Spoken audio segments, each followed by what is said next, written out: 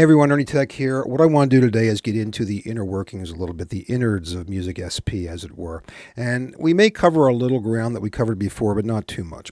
As I mentioned before, it appears to me that in the academic endeavor to create an operating system for their mainframes, McGill University created something that is like a hybrid Unix system. It's got some DOS in there. It's got Unix in there. For later years, it feels a little bit of there's a little bit of Linux in there. I have to tell you, I don't really feel a whole lot of IBM MVS in here. I don't really feel the dataset structures and the way things are done.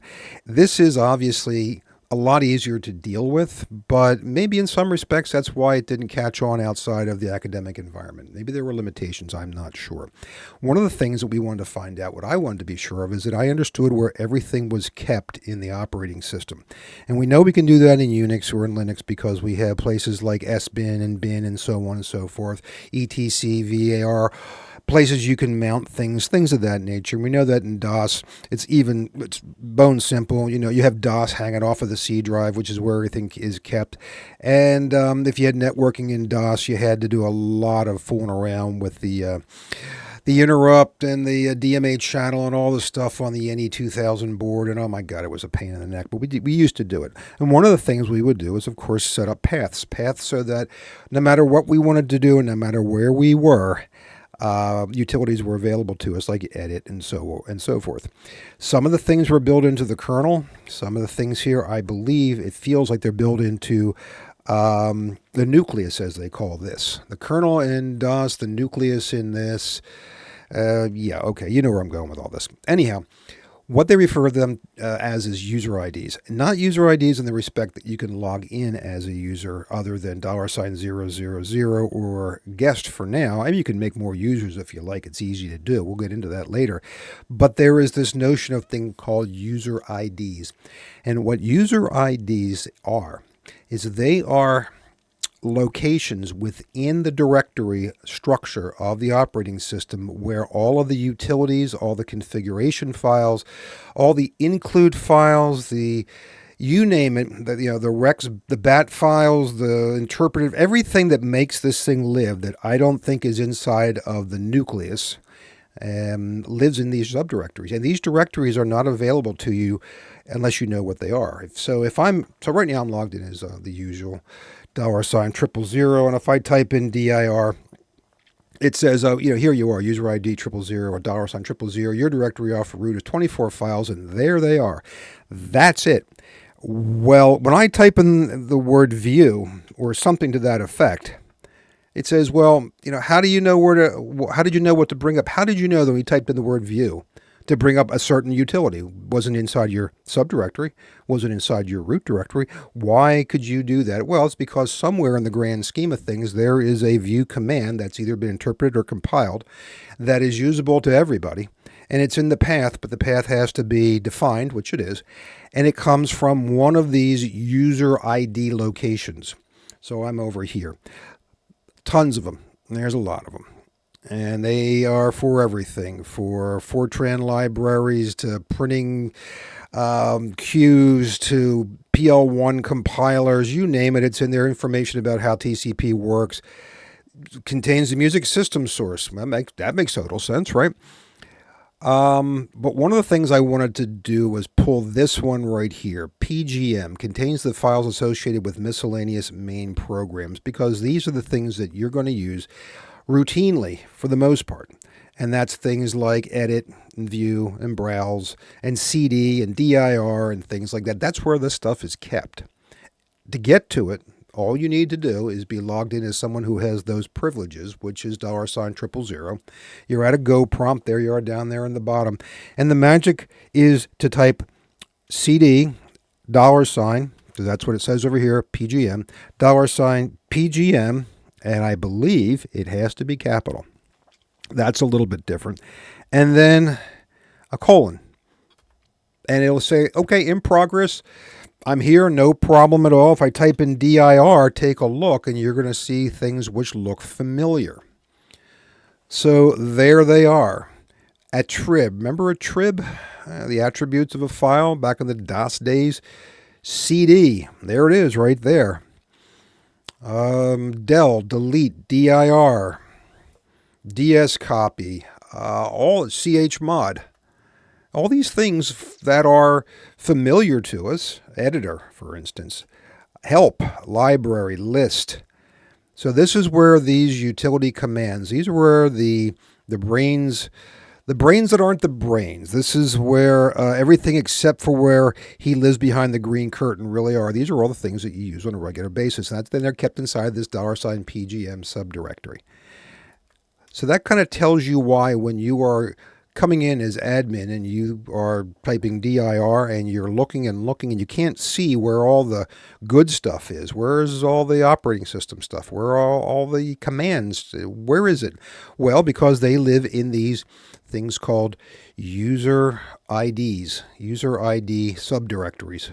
Not even subdirectories, they're directories on their own. They're like little places where they live on their own, happy, and when you call them, they do their little job and then go back to waiting again. So I'm going to put a link to this in the description of this. And you'll be able to then work your way through and see what you can find. And I mean, there's a lot of stuff in here. Let's go for fun. Let's just choose something at random that looks like it may be interesting or not interesting. Contains the files associated with the editor. Well, this is something else I wanted to mention. See this here? CIC contains the files associated with IBM CICS. Well, you might think, well, heck, that's fantastic. We got CICS in here in case you want to make it into a customer information kiosk or something like that. Well, not so fast, buckaroo. So type in CD and get back to the root, because you can always get to where you want to be. Any one of these things you can get to if you're logged in as admin at the root. You may have a hard time jumping from here to somewhere else without going through a qualified path. I haven't spent a lot of time trying to break it. It wouldn't be too hard to do, I guess. So if I type in CD $CIC : no problem. It says we're there. But there's nothing in there. No files found matching requested file specification, because even though they included the user ID location, they obviously didn't include the files for the CICS function, because that's an expensive IBM product. So you can find a lot of places which are here, but there's nothing in them. And I think that's a limitation, and natural limitation of the demo system that came from Dave Edwards, because we just don't have access to that.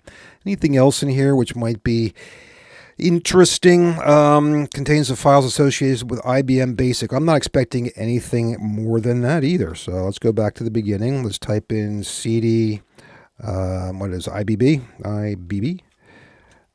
And it says okay. I type in dir. Same thing. No files found matching the requested file specification, because IBM Basic is not in there. So you can spend a lot of time here digging, trying to find what you can find, and wondering what it does and why it does it. Model job control card files for the submit program. Okay, well, the submit program is something we're going to play with in the future when we write some software. If we can find a compiler that's put in this thing, or I figure out how to load one in. When you submit your program, you have to have some JCL in front of it so it knows what to do. But let's just go there and see what it does. Same thing. Back to the root. CD JCL. It says, okay, I found it. dir. Okay, it found a couple of things. JSub default. Let's see what it says. View JSub default. Well, there it is. What is it? Good question. I don't know offhand, but it's there. Is it a skeleton for a JCL file? You JCL jockeys out there, let me know. Let's look at another one. JSub music. Sounds nice. So let's view JSub.music. What do you have for me here? Same kind of thing. I have a suspicion that it is a JCL skeleton that you can modify for yourself to do something. I don't recognize the The bottom ones I do, but nevertheless, this is the kind of stuff that is hanging out here in all of these user ID files that you get to if you know what you're looking for. All right, one more, and then we'll call it on this one. The contain. All right, here's one, and we can't. This is another very interesting thing. We don't have TCP/IP in the operating system, even though it will go through the gyrations thinking that it does, because we don't have the hardware for it. But SIM390 does. So Dave's SIM390 lets you do some nice TCP/IP things via the SIM390, because the SIM390 is acting as the hardware emulators. Had this been the real deal, had it been the real hardware, and you were up at the McGill or whatever university was using this, you too might very well have had an opportunity to interact with other places via TCP/IP. But there's got to be configuration files in there, and let's find out what's in there. So we're going to go in back to the root as we did before. Type in $TCP, and everything's fine. In progress, do a dir. So there's a ton of stuff in here. There's quite a bit of stuff. Let's see. Oh, here we go. 74. TCP/IP config. That looks very promising. View TCP/IP.config. Well, there it is.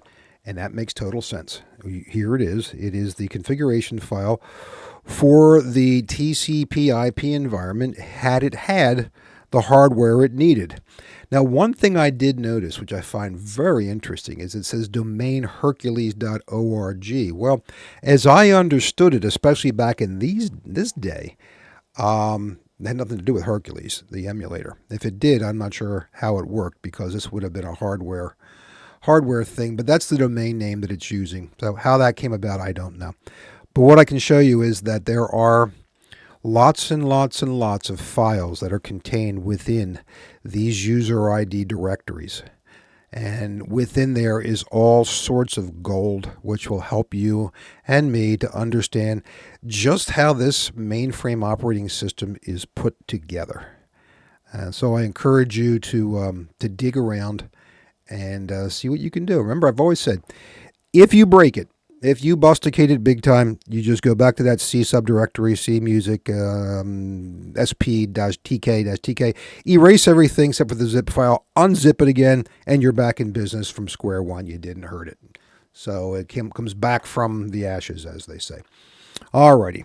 So hopefully that gives you a little curiosity to start digging around in some new places, and at least until in the next video, which I hope comes out next week, you can dig around and see what you can find and learn from the way they structured this thing. All right, usual rules apply, as they say. Please subscribe. Thanks for all the great comments. Keep them coming, and we're going to keep on going with this until I run out of steam. And so far, I can't imagine that happening anytime soon. Alrighty, I'll talk to you later. And bye for now.